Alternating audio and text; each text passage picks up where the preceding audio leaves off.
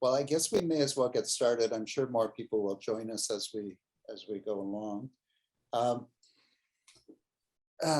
This is our first exhibition for the school year.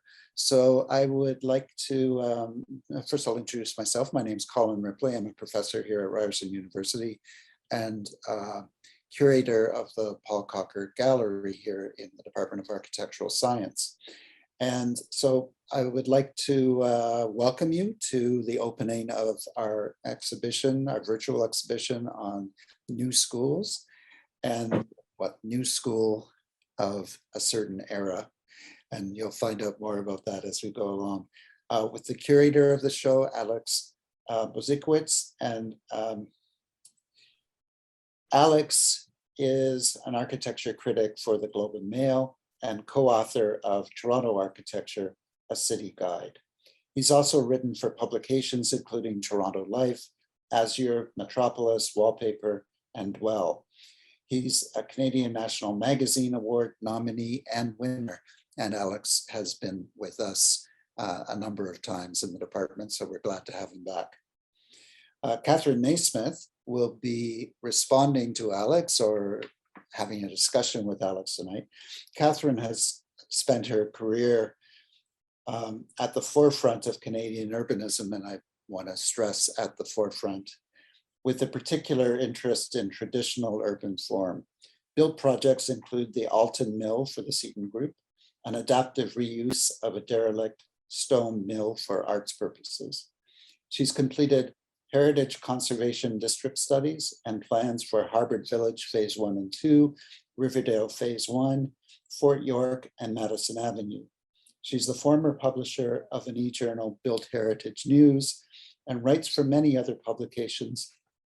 She's currently advancing work with the ACO Toronto, Arts Conservancy of Ontario, Toronto on Teal Build, and has done lots of other things, and has been a powerful voice in the conservation community in Toronto for a long time. And Catherine, I'm amazed that we've never met before. So it's wonderful to meet you today. So I'm going to start off the conversation, and then I expect that Alex and Catherine will kind of take it from there.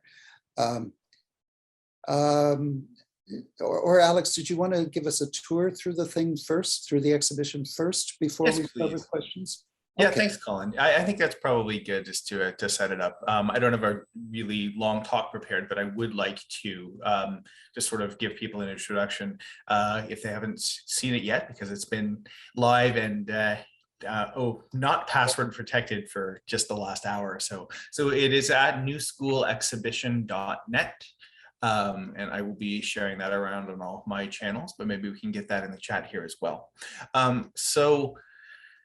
Let's start by showing people what it is we're talking about. And then, yes, I'm really happy to be here. I really want to thank you, Colin, by the way, for this invitation, for supporting this project, and to Kathy, who is one of the foremost preservationists in the city, for being here, and someone who she and I have had some sort of spirited conversations on this topic before. So I think this will be good.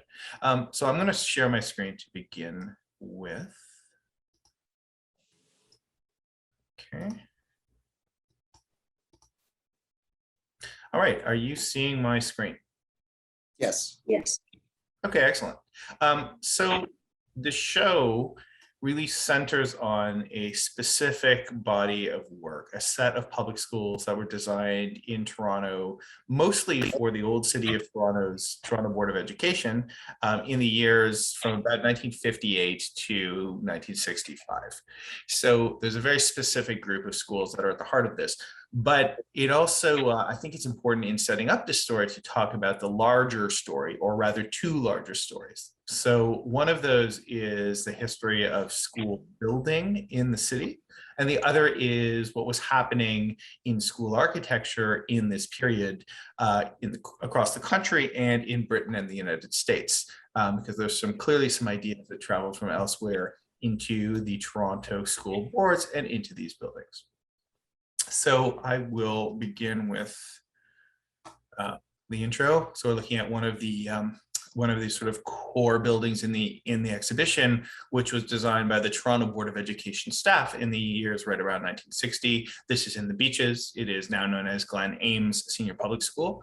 And the lead designer here was an architect called Peter Pennington. So he was not the chief architect for the Toronto Board of Education, but he was their hot pencil. He was sort of effectively the lead designer for about a 10-year period. And, it was in this period that, this particular, exceptional body of work got created. So the exhibition is structured looking at one of those stories first that I mentioned about the history of public school building in Toronto, which actually is quite storied. Or rather, it's not storied, but it should be. Almost from the beginning of public education in the city, in the middle of the 19th century, it was clear that the buildings that the various school boards were putting together were intended to communicate a sense of quality and a sense of occasion. And this was at a time when these institutions in the city were, of course, much smaller and much poorer than they would be today. But, you wind up with a few successive generations of buildings that are, to varying degrees, anywhere from, pretty ornate and well-made all the way to, sumptuous. So here's a sort of typical public school now gone from the years around 1900. There's a good number of buildings that are quite close to this that still exist today, including this one down here, General Mercer Public School, which is just off Weston Road, and who built at the time in what was a lower working, let's say, like, to be generous, working class neighborhood, very immigrant heavy in the northwest corner of the city.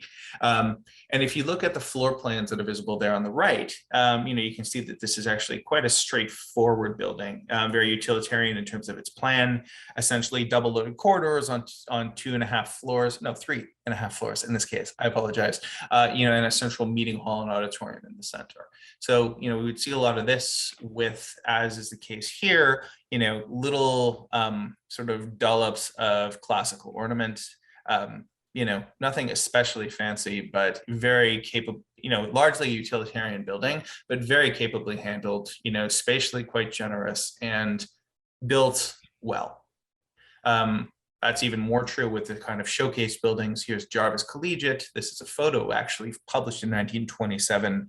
This wing of that building still exists today, obviously in a version of the collegiate Gothic style, which the school board's chief architect at the time and his team favored for the big sort of showpiece schools. And we still have some of those today, including Northern and what is now Danforth Collegiate and Technical Institute.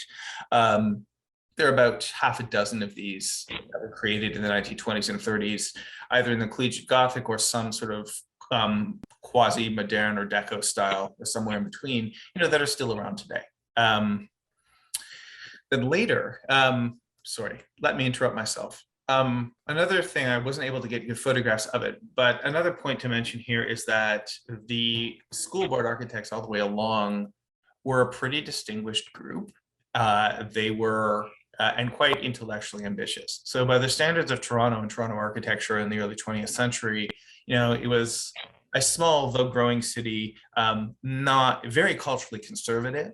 And these people were building well, and they were also looking at what was happening elsewhere. There's one school that I cite here, and we don't have good pictures of it, unfortunately, which is Ord Street Public School, which still exists right close to the corner of College and University, behind the what would become the headquarters of the Toronto District School Board. It's a prairie-style building, created in 1914, which by Toronto standards was remarkably forward-looking. It's also got an open-air playground on the roof, which is what you did when TV was in the air. So there may be some lessons, either directly or indirectly in that. But jumping forward, I mean, the two main architects who ran this stuff both had 20-plus-year careers in the first part of the 20th century. And the second one was a guy called Cyril Dyson. And just before he retired, they opened the front wings of Bloor Collegiate, And, and here are a couple of my photographs of this building now. This building, of course, is about to be demolished sometime over the next year.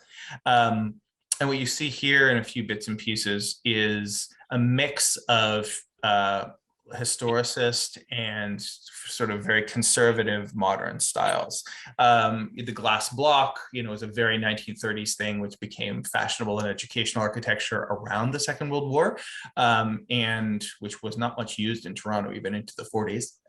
So you've got that happening here, along with a mix of historicists, mostly kind of neoclassical, but not entirely. It looks a lot like what was happening it looks a lot like the New Deal architecture, particularly that of New York City in the 1930s.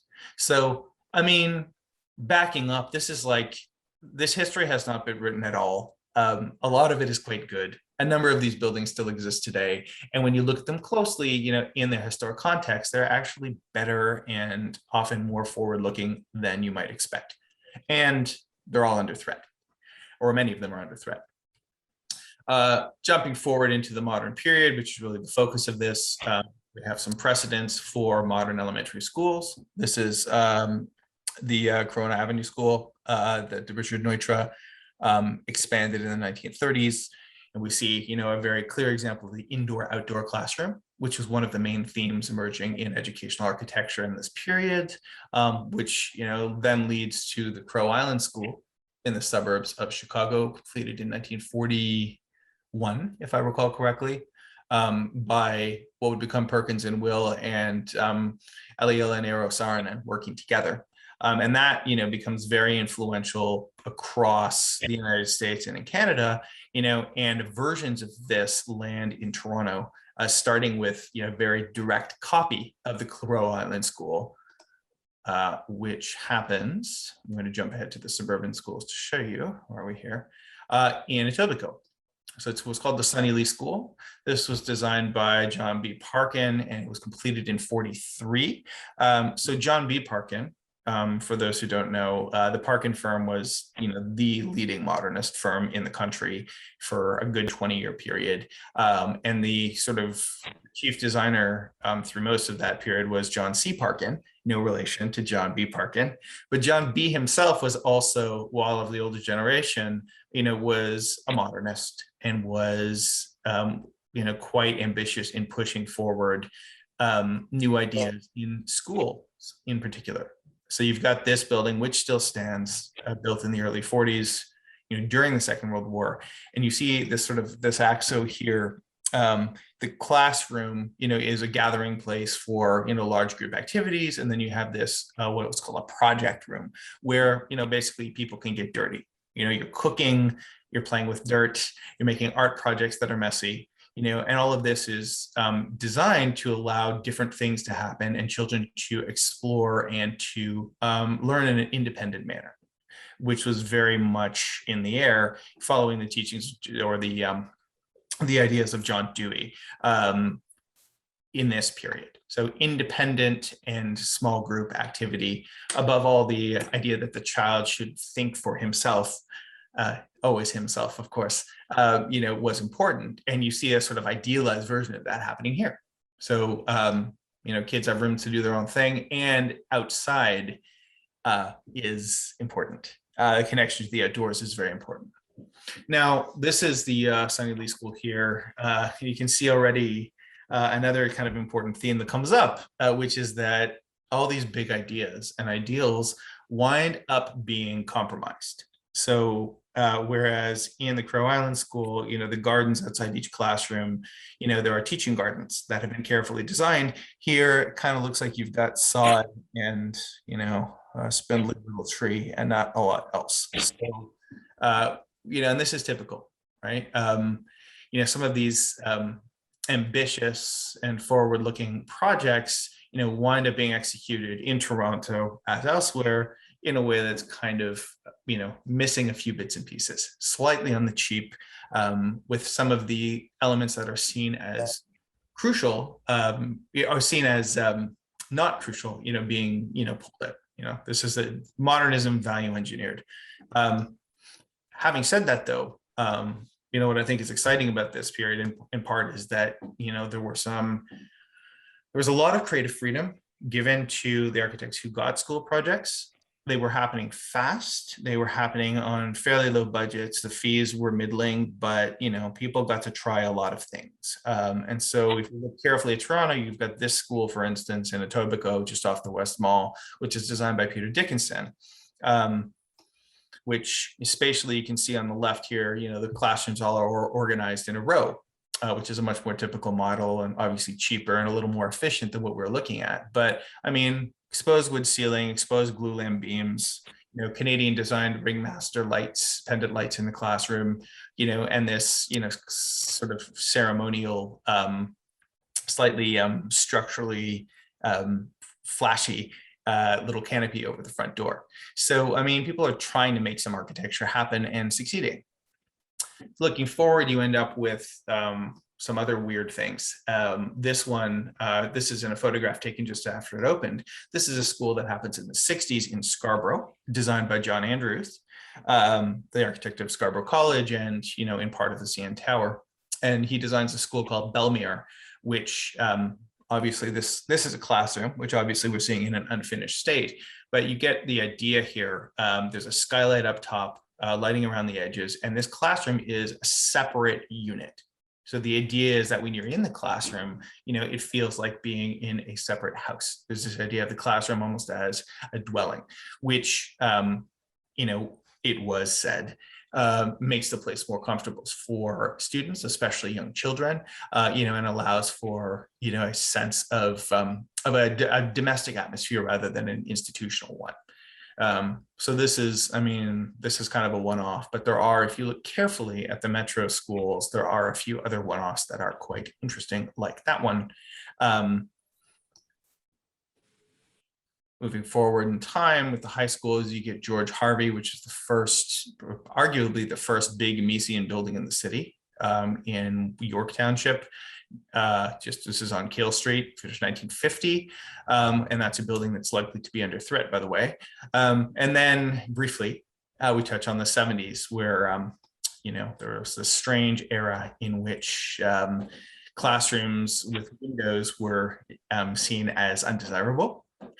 In which having a school that was entirely self-contained, and here's an elementary school in Scarborough by Moriyama Tsushima, the idea was that the entire school would function as one community. And it's an open plan, often with some sectional weirdness happening, and central gathering places, as you see here, for students to sort of, reorganize socially or to do activities in a way that doesn't correspond to the traditional model of the classroom. So a lot of different things happened. A lot of what happened in the 70s, proved to be not very successful and was largely abandoned. But I think it's interesting to look at that too. And just to note that, the pedagogical and architectural ideas that have shaped schools have changed a lot. And the current consensus, around what makes a good classroom and what makes a good school is not the only way or necessarily the absolutely correct way to do things.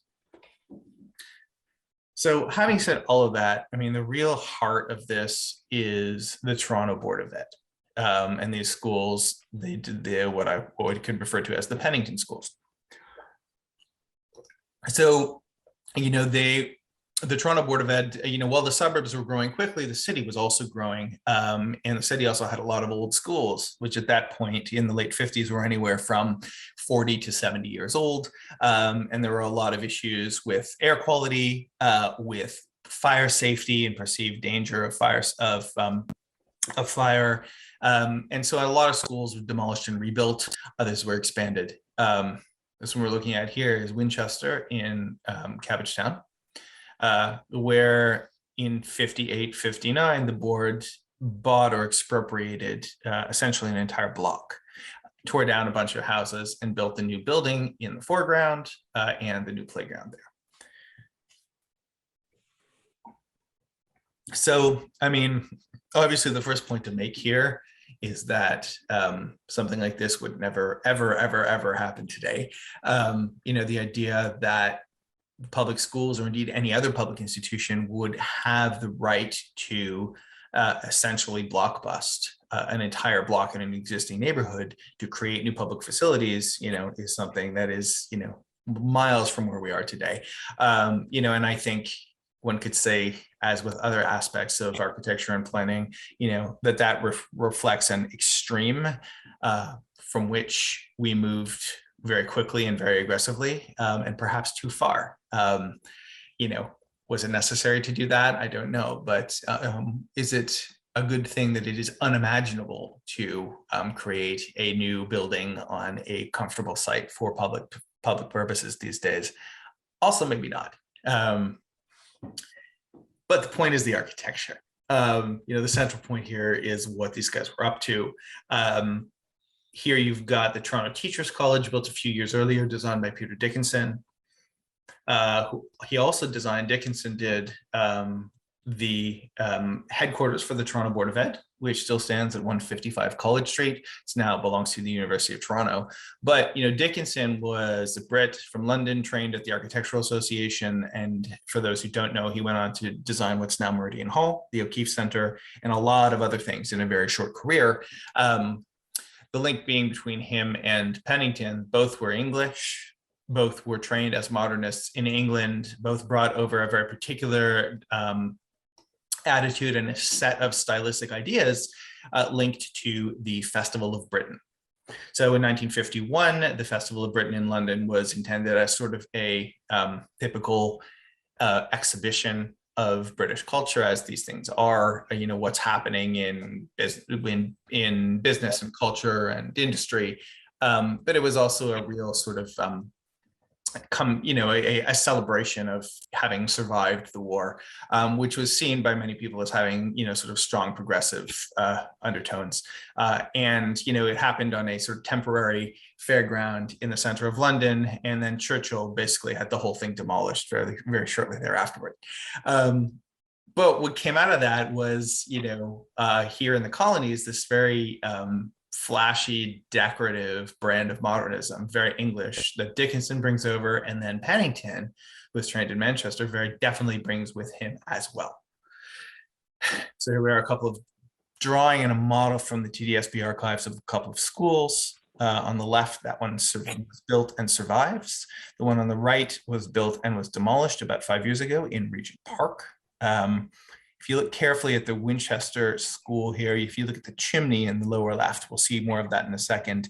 The decorative chimney with a vertical reveal cut through the middle. The top of it is topped with glazed brick in white and red. And then the whole facade on the long side of the building facing us is, articulated as a set of colored aluminum panels in sort of a checkerboard pattern of white and pale blue. So all of that stuff in one way or another, shows up in all of these schools. It's very English, very Festival of Britain, has a very specific sensibility to it. And when you look for it, when you know what to look for, you see it very clearly in some of these other schools, including Davisville, which was demolished, and including Lord Lansdowne Public School, which is the best known of all of these. So I'll just very quickly take us into the gallery for Lansdowne, which is near College and Spadina. It's a floor plan on the left. We have the, the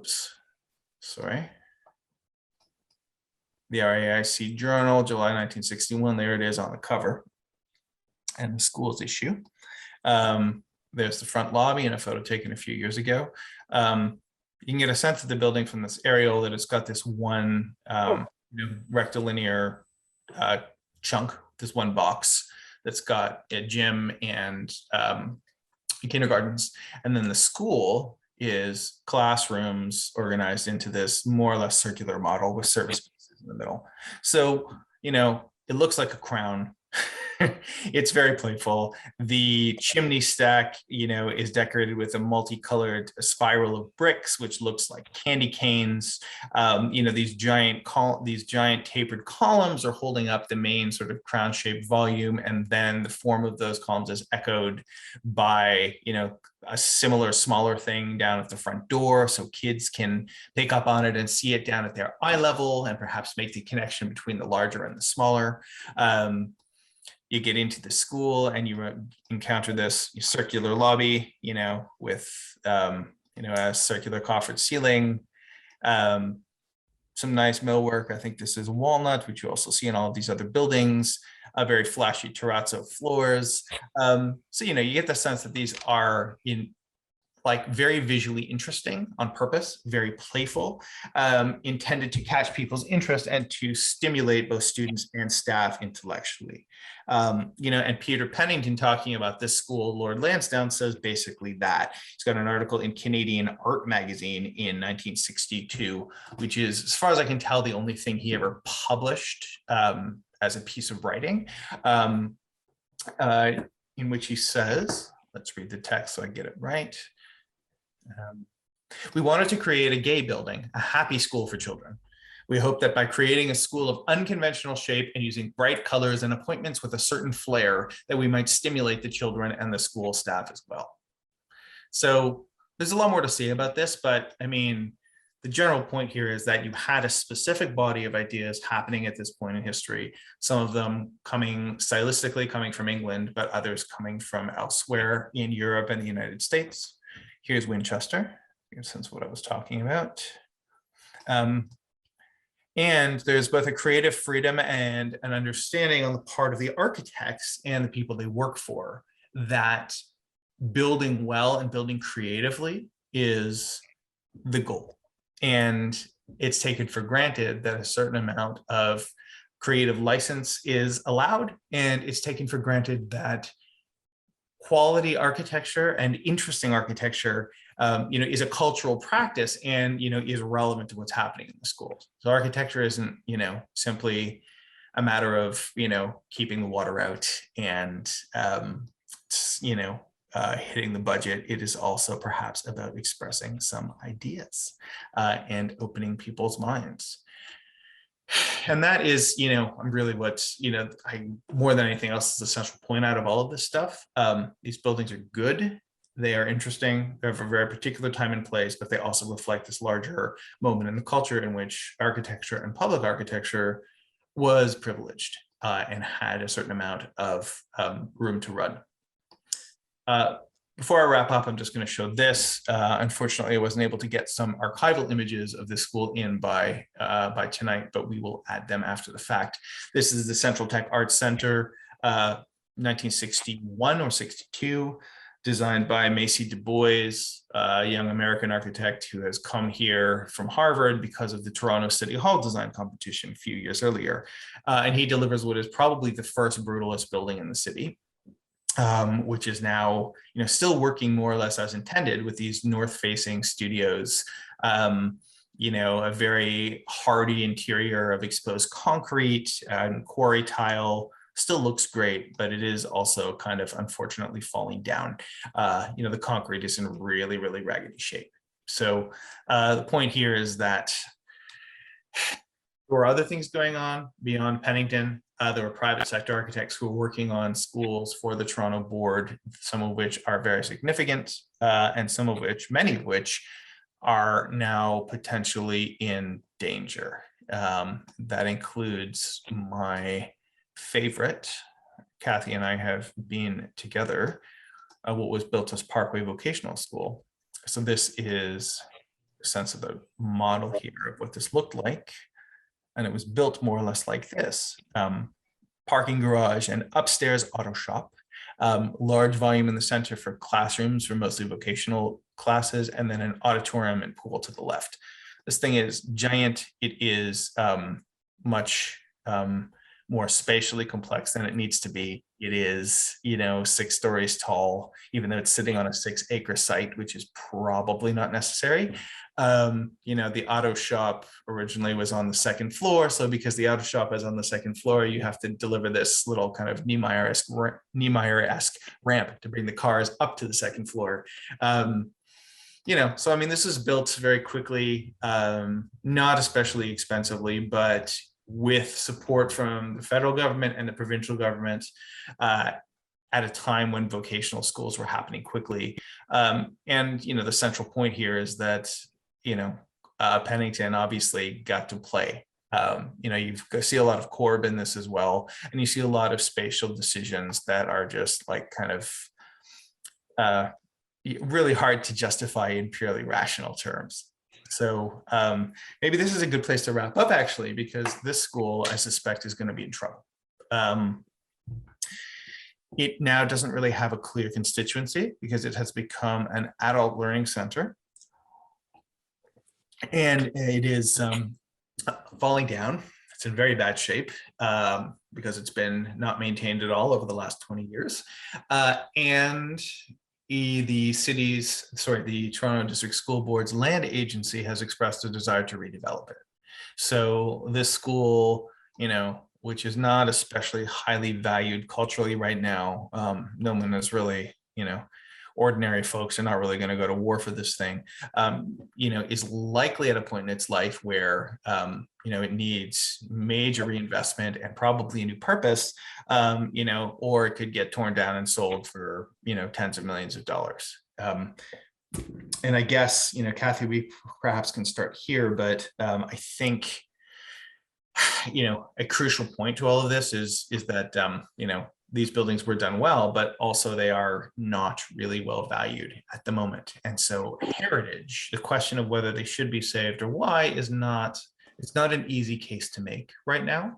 These buildings, which I think a lot of are not particularly well appreciated. So something like this, finds itself very vulnerable in the moment we are in right now, culturally, financially, given the institutional challenges that the Toronto boards are now facing. So it's a murky future, I think, that these buildings are facing. They are important and they are going to have a bumpy next few years. Hopefully we can start a conversation about why they should be conserved, or at least better understood, and how that might happen. Well, thank you very much, Alex. That's a very, very interesting exhibition, and it's wonderful to have this put together for us. For me, I agree with you that a lot of these buildings are interesting and quirky and adventurous. And for me personally, they make me all kind of nostalgic and fuzzy, because of course, these were the buildings that I grew up in. Right? Not literally these buildings. I didn't grow up in Toronto, but buildings that were the same as this in, the small town where I did grow up. Yeah. I grew up in Stratford, Ontario, and seeing the kind of reprise of the festival theater in the school is just amazing to me. It really is, isn't it? For those who don't know, the festival theater at Stratford, is very clearly an inspiration for that crown-shaped piece of the Lansdowne school here. That's right. Catherine, you were going to say something? That was Fairfield, and I'm not sure the time which came first, but yeah, no, the theater was about 5 years before the school. So it's a stunner. Yeah, absolutely beautiful. But I guess I want to get to your question about heritage, but before we get there, maybe you've kind of answered it, but maybe I'll just ask in any case, what prompted you to bring this exhibition forward and this research work? I mean, it's a bit outside of your realm as a critic of contemporary architecture, right? It is. It's true. I mean, the short answer is there are two things. I mean, one is, my work on the revision of the Toronto Architecture, a city guide, which was started by Patricia McHugh in the 1980s. And I rewrote more than half of it over the last few years, kind of immersing myself in Toronto's architectural history in a systematic way. So I started to think more about heritage, and to understand also, to develop a kind of a set of views on heritage in Toronto and in general that are, not a little bit unorthodox, I would say. It's becoming clear to me that, and I'm not the first or the only one to say this, but what happened in Toronto after the Second World War, excuse me, as I turn off my dinging phone, what happened in Toronto after the Second World War, is arguably just as important, if not more important, than what came before. I mean, you could make a strong case that the critical period of Toronto's history is the era from 45 to 75, and the architecture that came with that. I mean, most of the city was built in that period, not some, but most. And yet, in terms of heritage, the city's own heritage apparatus, and I think generally the preservation movement has been skeptical or hesitant to embrace the work of that period, and there are very clear kind of political reasons for that. I mean, heritage preservation, was closely tied to anti-modernist sentiment. So modern preservation, not just in Toronto, but elsewhere has been a difficult ask in a lot of North America, but it's been really hard here. So I guess it seems clear to me that somebody has to stand up for modern preservation in general. And I also thought, looking at these schools, it started with Davisville, this battle over the Davisville school a few years ago, which Kathy was involved with, again, along with some of her friends and colleagues. And looking at that, I saw something I hadn't seen. I had paid no attention to these buildings. And I was educated mostly in public schools. My mother was a teacher in North York, the school designed by, James Murray and Henry Fleece, as I have recently found out. And yet I hadn't, as you said, I grew up in similar buildings, sort of more utilitarian versions of these Pennington buildings with terrazzo floors and, the round sinks and, strip windows, and these Toronto buildings I haven't been looking at all. I had just not seen them. And, when looking at them, I saw this very, specific kind of insular world of public architecture, that had this, a 100-odd year tradition of really good and interesting stuff, culminating in this very particular body of modernism. And no one much was coming to bat for it. It was just invisible. So yeah, I guess this sort of larger set of themes intersected with, the sense that this particular group of buildings, kind of deserved the attention. And if I can make one last point, good public architecture. I'm deeply interested in public architecture and public design, which, you have written on, Colin, has written on extensively, and very usefully. And we just don't value public architecture as we used to. So that's another point here, and another thing that kind of gets me excited in looking at this stuff. Yeah, well, obviously I agree with pretty much everything you said there. It's pretty much quite in line with the work that Marco Polo and I have done on the centennial projects, right, across Canada. Yes. Which, I got interested in those partly because growing up in Stratford, which I think helped, but not that there are major centennial projects there, but just the experience.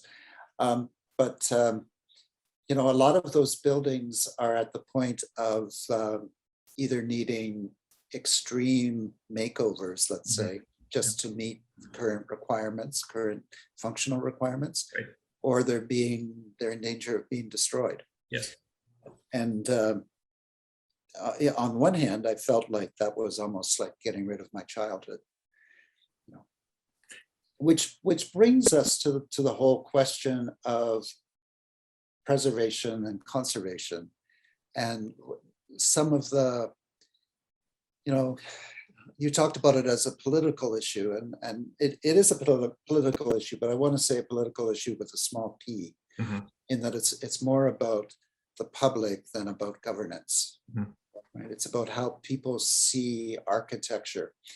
And so at that point, I want to pass the question over to the real expert on conservation in the room, which is Catherine, and ask how you see the relationship between a more traditional form of more traditional, perhaps, idea of preservation that we had, say, starting a generation ago, or maybe 2 generations ago now, that looked at maintaining traditional pre-modern urban form housing and so on, and the need or the desire on the part of some people at least to maintain some of this modern fabric that we've developed. And then how do we see that moving forward into what will inevitably be new forms that come to arise? Well, I mean, I think there is a big audience for modern preservation, and it's like so many things. Each generation focuses on a different thing. Right. And there seems to be a strong relationship between grandchildren and grandparents, and the parents are in the middle are always a bit struggling to, caught between the two. And so we tend to value the things that you were just talking about, the things you grew up with and things you have fond memories of, and your kids probably don't see them that way. And, these things go in these kinds of cycles of so every generation will have a different thing, but I hear lots and lots and lots of people talking about the significance of these modern buildings from this period, which are 50, 60 years ago, which was, in the 70s, we were talking about the stuff that was 50 years ago then. So, it's the 50s seems to be the time period that people start to fuss about what we're losing. It also seems to be the time when buildings start to need maintenance. And at the root of, what caused this explosion in architecture after the Second World War? It's not hard to figure out. I mean, first of all, people were coming back triumphant. They were raising families. They were settling. They were looking forward to a peaceful future. We had united behind a big public cause. It was international. So the idea of celebrating what we could do collectively, it was just that generation, right? And then, these things move in cycles, but at the moment, I feel like there's contempt for public life. And we see that playing out in front of us in the election that's taking place, where, people are just saying really ugly things about their opponents, and nobody's thanking anybody for taking on what is an incredibly challenging role, to represent and to speak publicly on behalf of the people. It's not an easy thing. And I'm not sure when everybody decided that the private sector had all the answers and that the public life was for dummies. But that seems to be something that runs through society, which, it's no wonder that, when you're talking about building public buildings, people in public life are running scared. And so that's kind of a fundamental issue and value that underlies all this. But the other thing that is just really irks me, and is something that ACO has been talking about for quite a while now, is just this whole idea of that we can just keep building more stuff. It's just nuts. It's just fundamentally stupid that that the earth is going to keep producing resources for us to tear down and rebuild and tear down and rebuild, and everything will be fine. It's just, and so we don't have to look after anything. We don't have to maintain anything. And so that there's like all of these forces, coming together, and we don't it's all about value engineering and if you want the cheap, if everything is the cheapest price, you get cheap, you get junk. So, there's a whole lot of threads in here that we need to be thinking about. There's sustainability, there's cultural value, and how do we represent ourselves as a society? Like who, Exactly. I had a wonderful mentor who was a distant cousin of mine, who was an architect and a conservationist in Britain, and he was a real role model for me. But when I was this is a little side story, but I was visiting him in Scotland, and he pulls out of his linen closet, because he's going to make up the bed for me, this sheet, and I turned over the corner of it, and it said Rothy's 1920. So this sheet was 50 years old. It was linen. And he just turns to me, and I looked a bit shocked, because the idea of holding on to something in your family that long just didn't didn't gel. Right. And he said, turned to me on this lovely long English nose and said, Catherine, it pays to buy quality.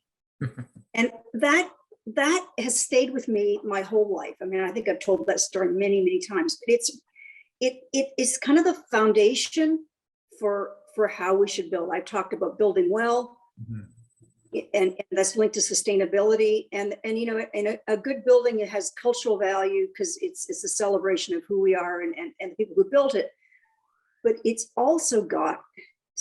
it's just got material value that is irreplaceable. And so the idea that we shouldn't look after our stuff and we shouldn't maintain buildings, it's like the society turning in on itself and just jumping into the biggest, stupidest hole ever.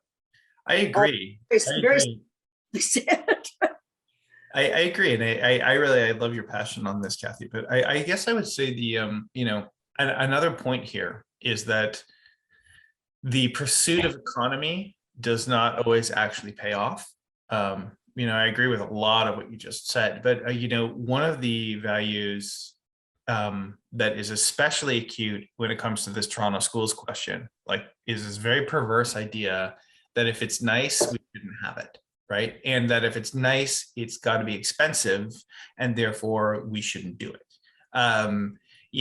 Which means in practice, hiring architects on a low fee basis, on the assumption that whoever's cheapest will be competent, which is not necessarily a good assumption, and that, there's no either cultural value or any other sort of defensible value in trying to do something better. And I guess, the point is, it's just not true. The people who are doing public buildings they may be cheap, but they are not necessarily very good at it, in a technical sense, never mind an aesthetic sense.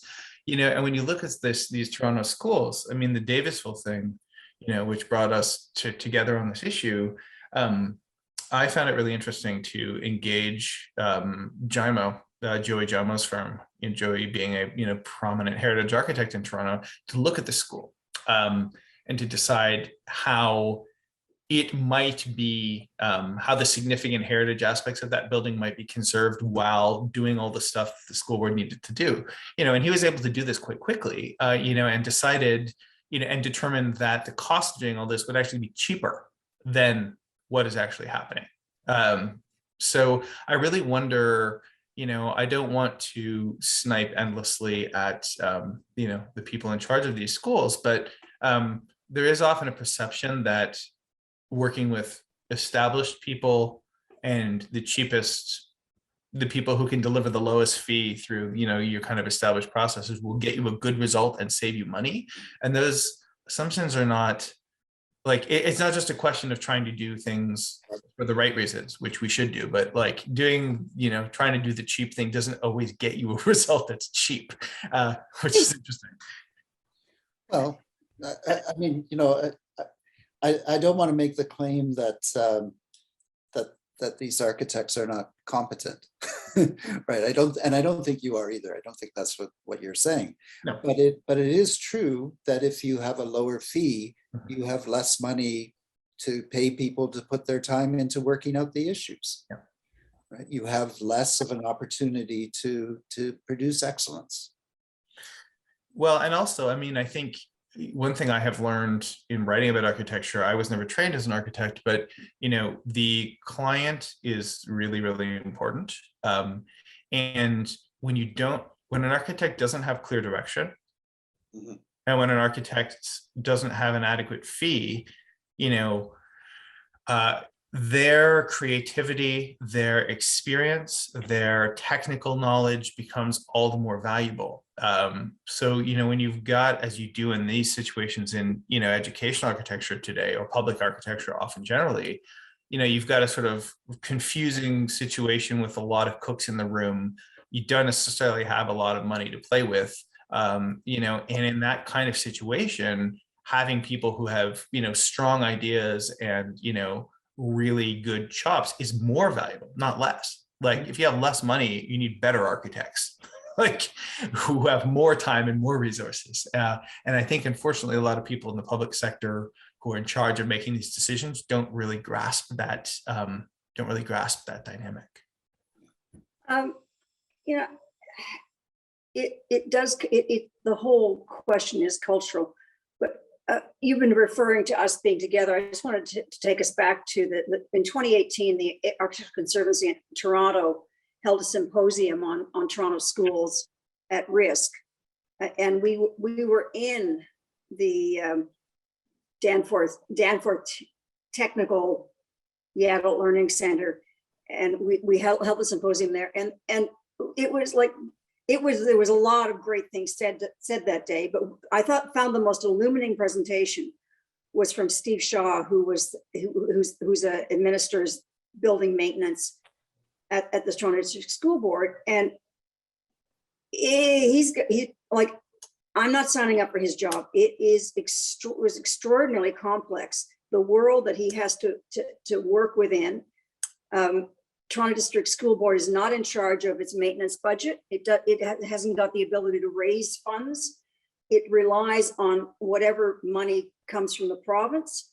And for whatever reason, provincial budgets,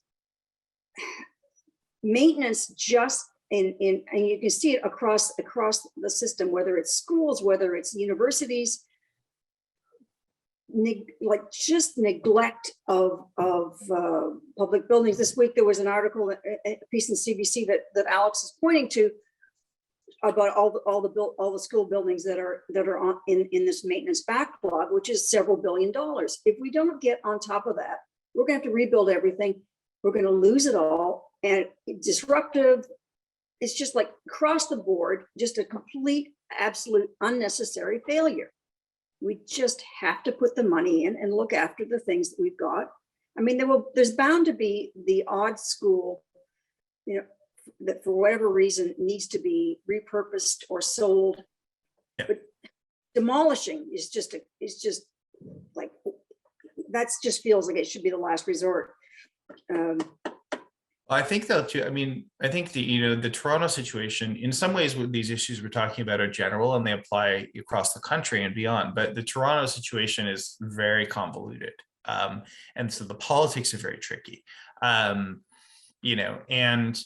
I think it's pretty clear that a lot of these post-war schools are going to get demolished.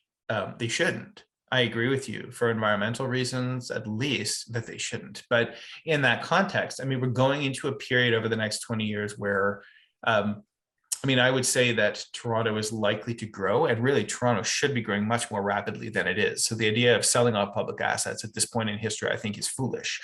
But it's probably going to happen, and demolition is probably going to happen in large numbers for these, 300 odd buildings. And so there are a lot of decisions that need to be made, and the people who run this stuff who aren't really interested in buildings have to get interested in buildings. We need to have a place-based lens and an architecture-based lens in looking at what to do with these, 300 buildings, because if not, it's all going to be determined by local politics, and we're going to lose some good stuff, right? Local politics, but ultimately that budget is driven by the province. ACO every year goes and visits MPPs. Yeah. And every year we go in and say, could you please insist that educational decisions about educational buildings are looked at through cultural value as one of the lenses that is applied. Mm-hmm. Nobody's listening.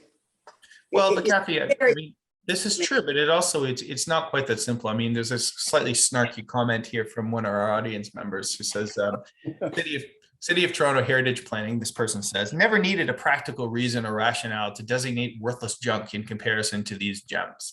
And I would, if not the tone, I think the substance of that comment, I think, is exactly correct. The City of Toronto is a very interventionist heritage planning operation. And if they chose to, they could take a lot of, they could intervene. They could have intervened years ago. And having done that, put the school board and therefore the province in a different position. Nothing is stopping them except for what exactly? I don't know what's happening in terms of the internal politics as to why that hasn't been the case. But, the idea that it's always like heritage is always the afterthought, right? When it comes to dealing with the private sector in Toronto, well, of course. I mean, a developer wants to do a thing, a developer wants to build some housing, but there's some heritage in the way, even if that heritage is in many cases, I think these days, not that important, of course that resource should be conserved. Of course, they should have to work around it, pay for it, make their contribution. But when it comes to public buildings, especially the schools, it's the opposite. And again, like it is, there's a way in which the particularities of this issue, aren't always easy to kind of pin down in ideological terms. But I mean, there are a lot of different actors at play here, who I think could have, some meaningful impact on this question. Well, on that, when in 2018, when we talked about this at our symposium, we identified the need to just do the research on schools, and ACO Toronto took it on, and now they're on Toronto Teal Build. There are, I looked today, 866 schools across the city that have been, we have photographed and researched, and to the extent that the information is available, we have identified architects and put up just as much as we can. And we've made that information available to the city in spreadsheet form. Right. So that, in terms of having the information to do the work, it's still going to take some sorting and picking and which ones are going to be. But the idea of doing a batch listing of 800 schools, it's not so crazy. I mean, we now have the information to do that. And just to spell that out for people. But then the stumbling block is political. Right. It's level of government beating up on the trustees, and then the province is going to step in, and it's going to be a big, ugly mess. But maybe we should just do it. Step up to the plate, and let the fur fly. But at least say, look, this stuff has value. I mean, I think at our symposium, the Mary McDonald was one of our speakers as well, who heads up heritage planning at the City of Toronto. And Alex, I think you made the point that whatever school building is, it's bound to have been designed by an important architect. That you need, not everybody gets to build a commission. These commissions, there's probably somebody important that attended there that would lend associated value. That it would be very hard to find, if you were looking at cultural value, to find a reason. You could find the reasons to preserve. They're all important. And then who wants to get into, like, this one's more important than the other one, because it's all public. It's all community assets that we need to be much more careful in managing. Well, I think you're right. I think this can cut two ways, though. I mean, I think one needs to be careful not to do too much, sort of to kind of abet the inflation of heritage, such that everything is, because I mean, a lot of these buildings, a lot of the school buildings were not that impressive in the first place. A lot of them were just utilitarian, and after half a century of being beat up, there are a lot of these buildings that do not have a ton of cultural value left. I don't know what the fraction is, but it's not not 100% that need to be conserved. So we need to exercise some judgment. And this is my point about heritage more generally in Toronto and indeed beyond, that we need to exercise judgment about, the stuff that matters and the stuff that doesn't matter. And maybe some of the things that we said mattered, like all of those, many thousands of 1890s houses, maybe we can afford to lose a few of those now. But I mean, to argue against myself, the point that you made is a good one, that the heritage is a way to open up the conversation about public assets and make it not just about dollars and cents and not just about expediency.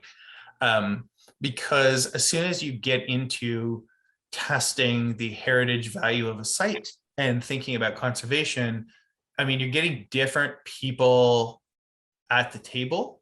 And I mean, frankly, like, again, I don't want to be overly critical, but I mean, the people who are running the building operations of the Toronto School Board 50 years ago, there were a lot of them and they were distinguished and they had power. And right now, TDSB's architecture people are like some guys in the basement, you know, who nobody listens to, and who don't necessarily have strong ideas. So like, if heritage is a way to apply a place-based lens to all of these places, even if we end up determining that a bunch of the buildings have to get torn down, that provides its own value. That opens up different conversations about how these buildings can be repurposed. What other public programs could they serve? What other ways could there be of keeping these sites public, you know, in anticipation of a, you know, a city that is once again growing in these places and needs public amenities, which I think it will. So, yeah, that's all possible. And you know, at the moment, whatever we might say about the value of built stuff and the sustainability side of it, there's nothing. The only thing we can do between us and the loss of you know, the I've been calling it the right to destruction that people have who own buildings. The only thing we have to put in the way of that is heritage right now. I think it's wrong. I think you know, there's a much bigger question than cultural value, but let's go at it with what the tools we've got and open up the conversation about the rest. I mean, I live in I'm in my other house right now. We're in Muskoka, but in Toronto, I live in a converted school. Yeah. And it's a 19th century school, and the school board, it became part of a community college, and then it was converted to Kensington Market Lofts. And right.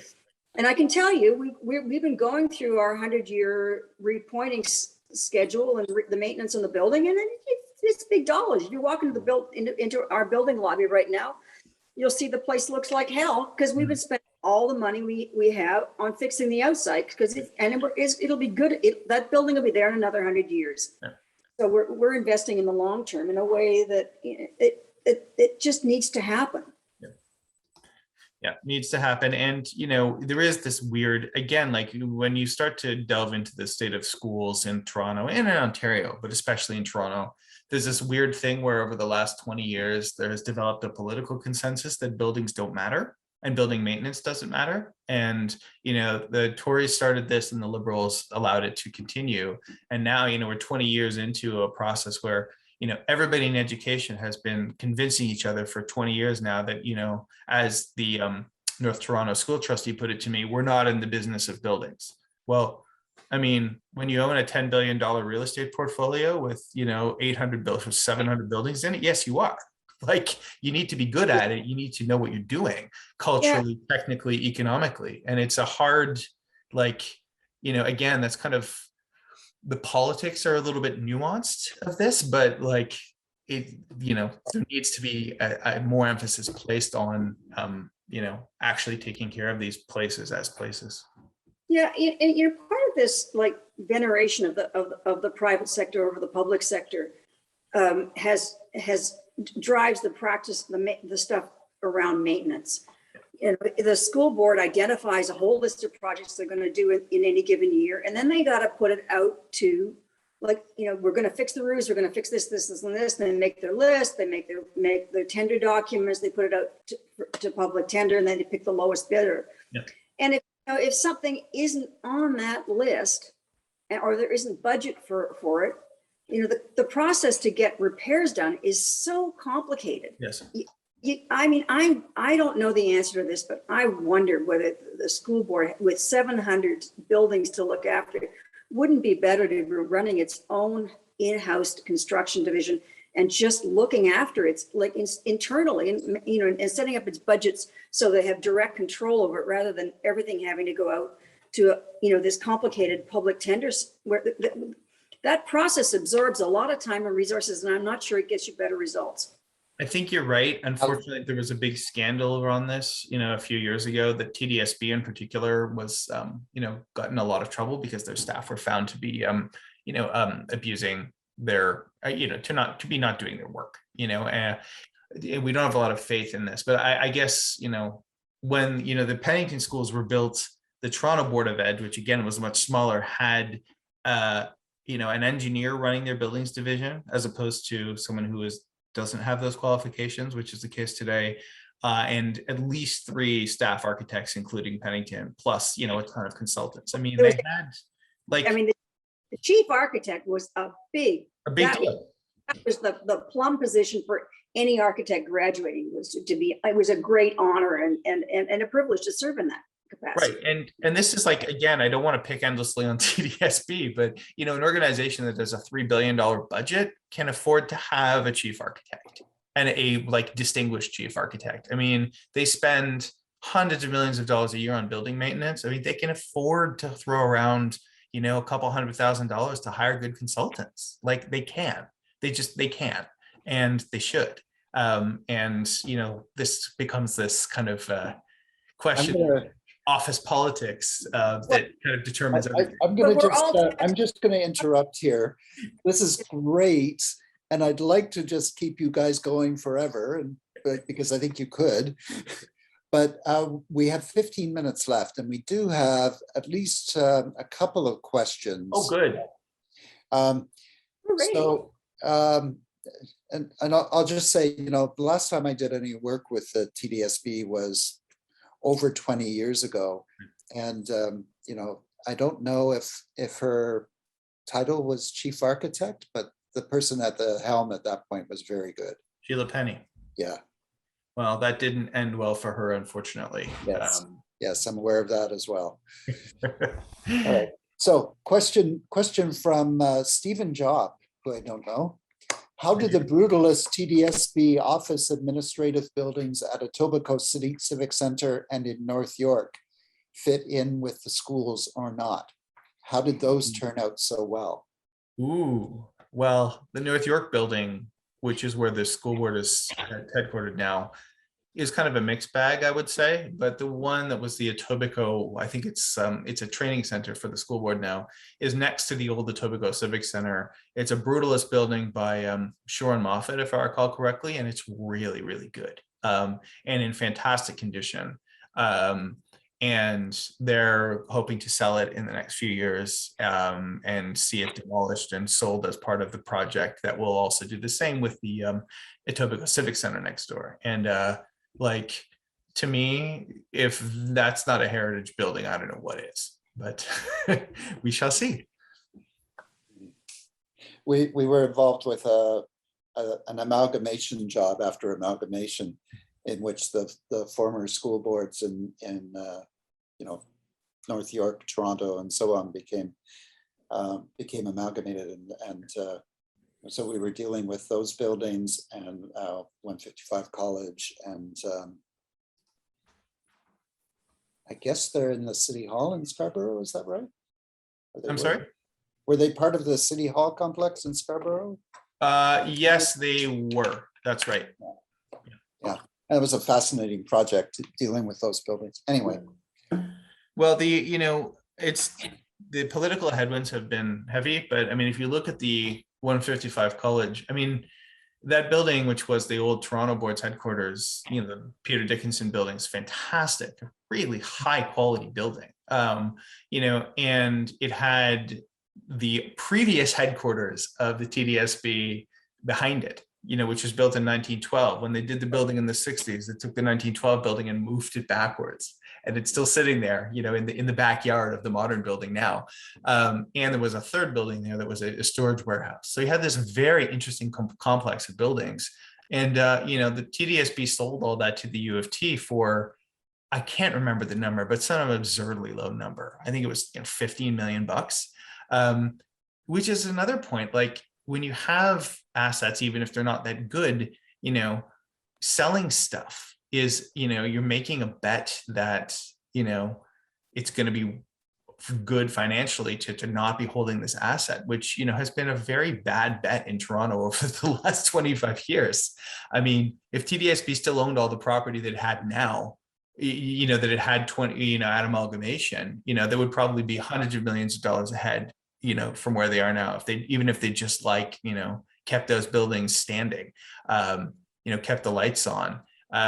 So, I mean, once again, chasing economies and this is not the school board's fault, even mostly, but I mean, there are a lot of false economies in how this stuff is being managed. I mean, if a building is just seen as a liability, it's also not smart business, as well as, the obvious cultural problems and environmental problems with viewing buildings as disposable. It's not, it's not necessarily wise.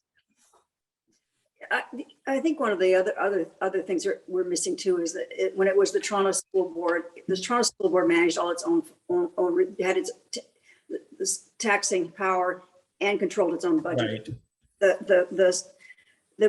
It wasn't kind of held to the provincial purse strings.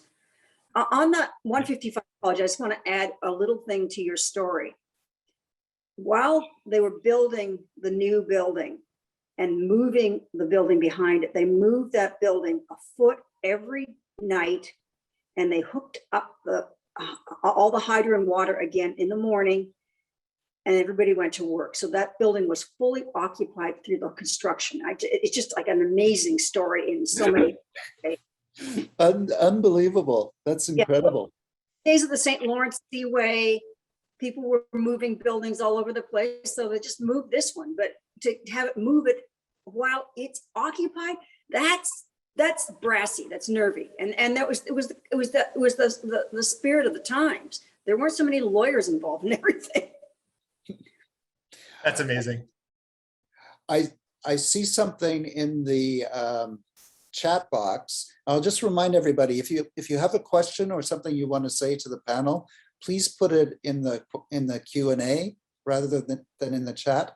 But there is something in the chat box that I see. Colin, sorry, that was just a message from me mentioning that I will be moderating and monitoring the Q&A box. No questions yet, though. No, we've been answering questions already, Alex. Oh, great. Okay. But there is a comment from a recent graduate from our program, one of our young firebrands, who says, and maybe I'll just ask, there's no question here as far as I can see, but maybe it's something you can comment on. There are also tax and political implications to the architecture of public schools. When the Ford government came to power, they stopped the funding to many school projects, including a few that I was involved in. They wanted to show that they were saving tax dollars. Either of you want to take that on? It's pretty self-contained, but I have seen some money go into some projects that and where buildings that we thought we were going to lose that have actually been maintained. And I wish I could tell you chapter and verse which ones, but that decision of just sort of putting a hold on things, maybe somebody was listening to what we were saying about look after what you've got. Yeah. Right.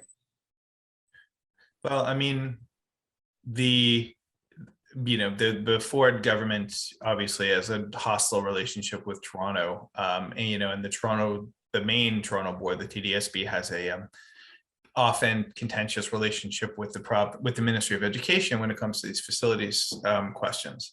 But I guess if there's a point to be made, I mean, we've talked about how architects need to be empowered, essentially, or that there need to be internal advocates for architecture. But I really would emphasize also this idea that good building maintenance and a thoughtful management of buildings, architecture that is attentive to the bottom line, can also create good results in terms of place. And that's where I see, the Ford government is actually in some ways, who I hesitate to praise them, but when it comes to land use planning, they've done some things that I think actually make sense in Toronto. And it could be the case that there's a way to combine, perhaps, I guess the whole approach to spatial questions by the public school boards and by the Ministry of Education is not very sophisticated. They're not good at, no one's good at thinking about how to reuse buildings, how to combine different uses, how to, lease part of a building while keeping the rest, to think about how to, get more value or more density out of a site than is currently allowed, to think like developers is what I'm saying. And, if you could take that mentality and apply it to the public sector, creative and entrepreneurial, with the aim of protecting public places and creating good public places, you could really have something. And that could be something that conservatives could get behind as well. I don't see that happening, but, if some architects want to take that on, trying to bring that attitude and that kind of entrepreneurship to the public sector, I think that would be a very important contribution.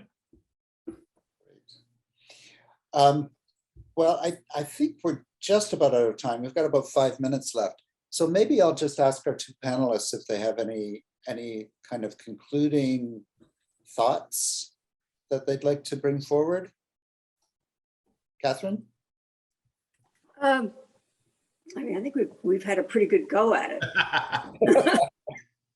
But the thing that runs under it for me is just we need in so many ways kind of return to the spirit of celebrating ourselves and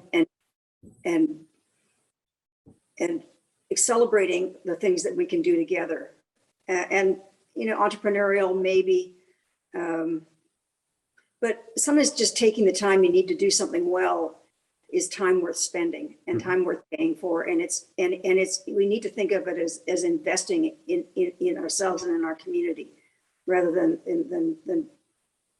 like if everybody saves $10 on the taxes, how's that going to show up anywhere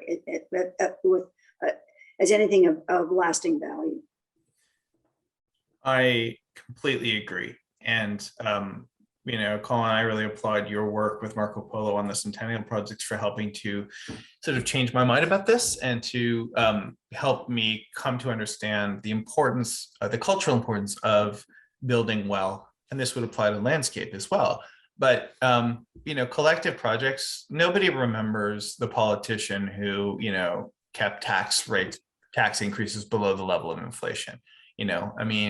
People remember, what do people remember Nathan Phillips for? They remember him for building City Hall, right? It's, building the places that build our collective life and improve our collective life are the things that matter. And, they wouldn't matter in a, political sense, but they're also what matter, the places are deeply important in shaping our collective identity.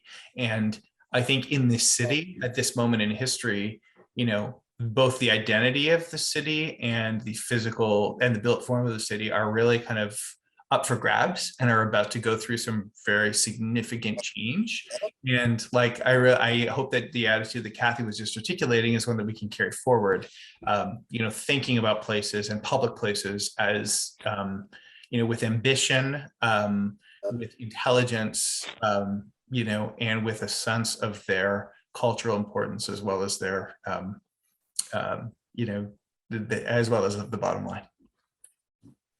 Well, I think that's, thank you so much for that, both of you. I think we should probably wrap up at this point and say thank you again. Thank you for the exhibition and thank you for tonight. This has been great. And, I think this conversation could go on actually quite a lot longer and, maybe sometime in the not so distant future, we would be able to do that with a glass of wine in our hands. Oh my God, wouldn't that be great? So I look forward to that at some point in the near future. And until then, I want to say thank you and good night. Cheers. Can't drink wine on TV. See ya. Thank you, everybody. Bye-bye. Bye-bye.